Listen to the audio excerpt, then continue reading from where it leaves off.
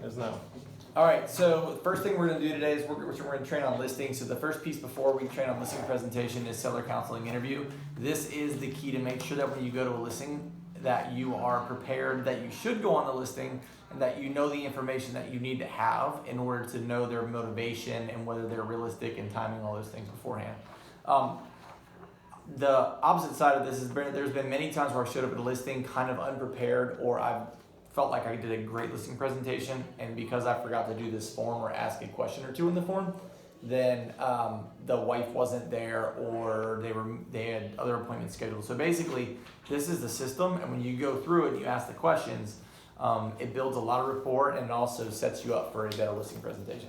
So we're gonna role play this with Amanda, and then I'm gonna go through. I'll go off script a little bit through here, so that you'll know why I'm doing things right. So we're doing this. This will be over the phone, and I've literally had this as a piece of paper that I write on because I'm kind of old school with it. All right, so it's got her name, the address, all that stuff at the top. If this is an expired listing or something that's been in MLS, I have a lot of this information on my screen, so I'll kind of confirm it, right? So we'll go through that. All right, Amanda. Hey, thanks for taking my call today. And just wanted, before we come out, I wanted to make sure that I got a little bit of information so that I'm prepared when I come out to your house. Sounds good. That sound good? Yep. Okay, so just wanted to ask you at the outset. We do a lot of business by repeat and referral. Did someone send you our information? Was it one of your friends or family that we sold a property for? How did we connect? You actually sold another house in our neighborhood, so I saw the sign. Okay, cool. And then you called in our office? Yep. Okay, great. I have the information up on MLS. Looks like it's 4-bedroom, 3-bathroom. It's about 2,000 square feet. Is that right? Mm-hmm. 2-story. Yep. 2-car garage. Yep. Okay.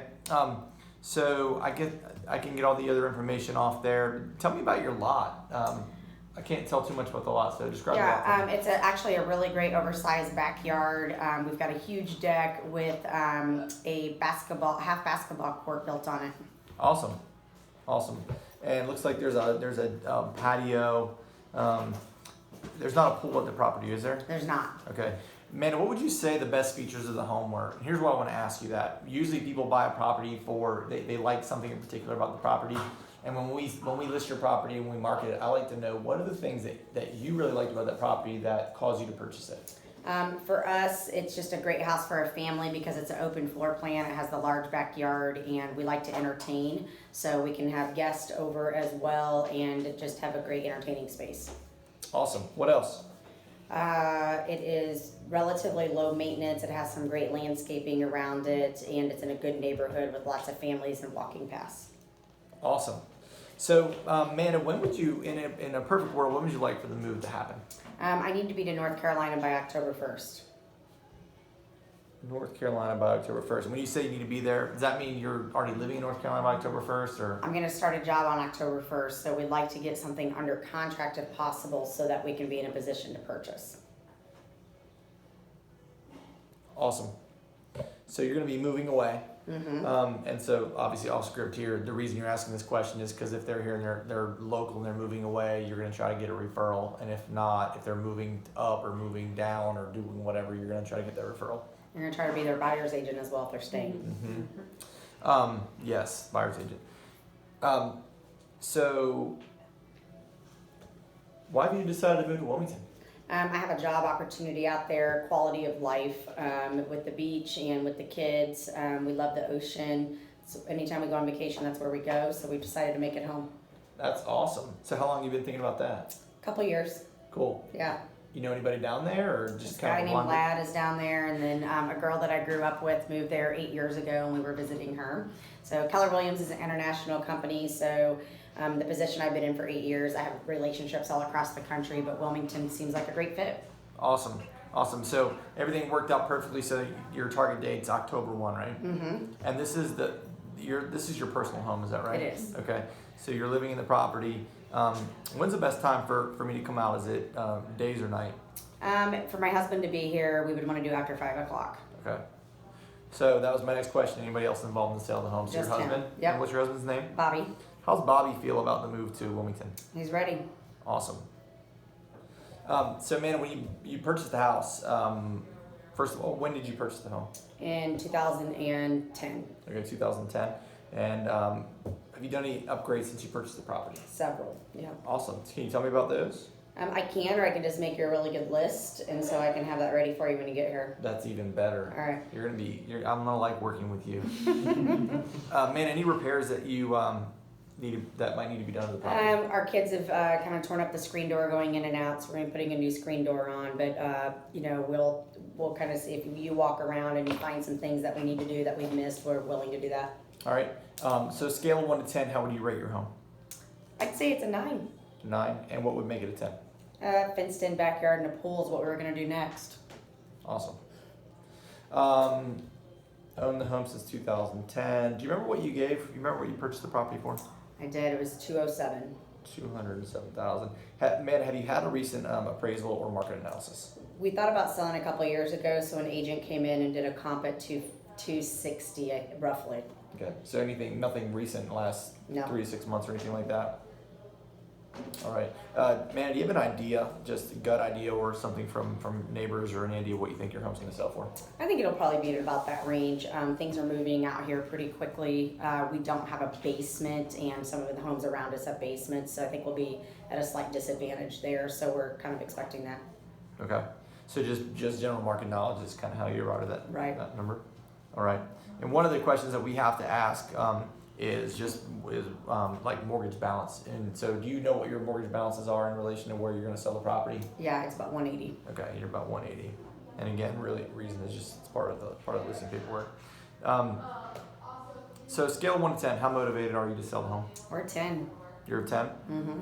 All right. So you mentioned that you have not had another market analysis. So do you plan on interviewing other agents for the job of selling your home?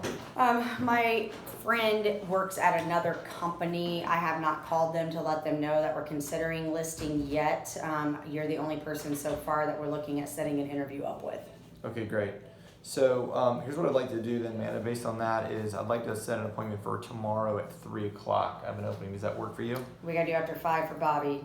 Okay, I can do like 5:15 tomorrow. Does that work for you? That works. Okay, I'm going to send you, I can text it to you and email you, it's a PDF of our pre-listing agreement where you can see how we do our marketing, and there's a lot of evidence of success in there, people that couldn't sell their homes the first time that ended up hiring us after it didn't work out with their previous agent or agents in a few of their cases.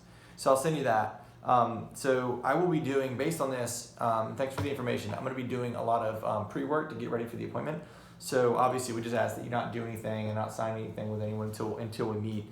So Amanda, because I'm going to be putting a lot of time and effort in. So last question, when we meet tomorrow at 5:15, if everything looks good and the price we talk about is acceptable, will you be ready to put your house on the market? I think so, yeah. Okay, awesome. I will see you tomorrow at 5:15. Great.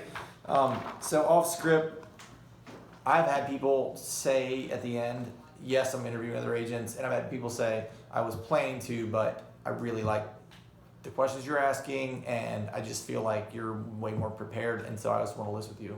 Awesome. I've taken listings over the phone and not even gone to people's houses by asking this. So I'm a big believer in this. And then there's a few questions on there that if you don't ask them, you will get burned. One being anybody else involved in the sale of the property, because you get there and it's the easiest out for them to not list with you if their husband or wife or whatever's not there. And I generally won't meet with people unless they have them both there. And when you're asking these questions too, if you know the disc, you'll start to figure out who it is you're working with, right? So your level of preparation should matter. So, you know, if there's somebody who could fire off these answers on the numbers, they're probably got a high C personality. They've already been online and they're looking at the area. So you better come with some comps that are great evidence, right? So showing it prepared for different people you're meeting with. And Amanda was easy. So if she pushed back on different things, I've had people push back on not giving me the price. That's okay. I just want to know. One, I want to know what they think, what their gut is, because if they're like, if she wanted 300 and the comps are like 207, like I'm not going to go on that appointment unless, you know, I'm not going to waste 2 or 3 hours of my time to do that. It's 2 or not 3 a hours of listing appointment. prepared work and at the time of the job and stuff. So before you go on that one, what I get is I have interviewed another agent and they're saying I can get X. Okay, And so you know that's 40 grand above where you think market is. did they tell you that on the phone or at the listing appointment? Because right now I'm screening on the phone. We should be, you know, Yeah. we're not even So face to while face yet. you're on the phone, Mhm. you Just know, say, okay. you just ask me, and I'm gonna say, yeah, I am interviewing others, somebody else told me I could get X for the property. You're just going for the appointment. So Don't worry you about that You yet. don't say, I don't think. I would set the appointment and then I would do more work to figure out. So the question was, what they want for the home is far beyond what the value of the property would probably sell for. I would probably set the appointment and maybe go a little back and do a little bit of work to confirm it. Now, if I knew off my top of my head, I'd say, Lori, you mentioned that you were you mentioned that you were a 10 in terms of motivation, or you mentioned that you were, one of the things that kind of helps me determine motivation is price. Now, in this case, you told me that you wanted to move to Wilmington. I got to go back to your motivation. You told me that you want to move to Wilmington, and so obviously I'll do some research. But what I'm seeing in your neighborhood looks like I don't see anything else that has sold around that price. Most things are selling about 50,000 under. So that's something that we can talk about when we meet. Yeah. But I would Okay. cut it off there, set the appointment, and then I would call back and requalify. And if they're really set on that, I'm probably not going to go on that appointment. Here's what I would do. Here's what I'd love to do. This I think makes the most sense. I think that pricing and market is going to be really important in this. Why don't you come into our office, because we've got a state-of-the-art sales center, big screen TVs on the wall. I can pull up all the comps. We can really drill down and look at all the properties and really compare your property to those. And we'll definitely come out and look at your property, but that way we can kind of look through and really drill down on the market. So what works better for you tomorrow at 2 or 3? You know where our office is. I'll meet with anybody in the office. I'll meet Okay. with Burgall listings in the office. I'll meet with anybody. Yeah. I just don't No, want to that's a good piece of advice. Let's move through. So you've done the seller We interview. want to cut that. No, I think we'll just keep rolling. We'll cut it and then Yeah. then we'll have a different one. Yeah. Okay. And that And and then